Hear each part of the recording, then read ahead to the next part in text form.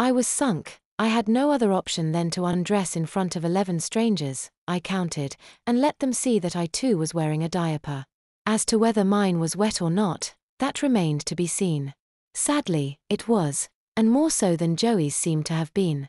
I sat myself down on the concrete bench to untie my shoes and straight away felt my backside warming. At first I thought I was wetting my diaper again, but then I realized that the concrete benches and floor were heated.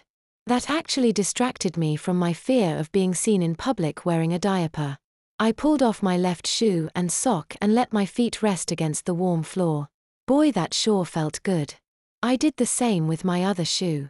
Daddy Phil saw me just sitting there and asked, "You okay?" "Yeah, it is just so warm," I said with a nod toward the floor. Daddy Phil put his hand to the floor and remarked, "Beats bare tootsies on an icy-cold floor any day." By the way, tootsies are what Daddy Phil calls toes. I think it is a Canadian thing or something. There is kind of a semi-funny story about the first time I heard him use that word.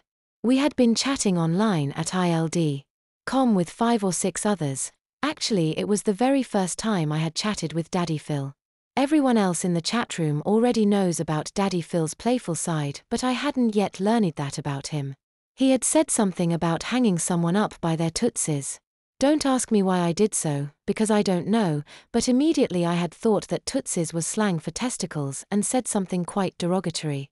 Daddy Phil had realized right away what I had been thinking and explained tootsies are toes.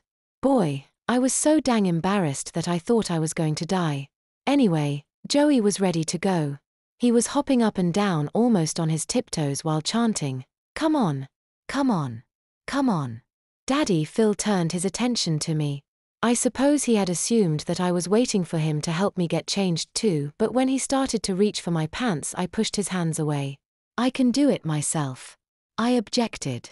"Well then hurry up, slowpoke," he said as he tickled my naked ribs. I laughed and squirmed. "Daddy, stop.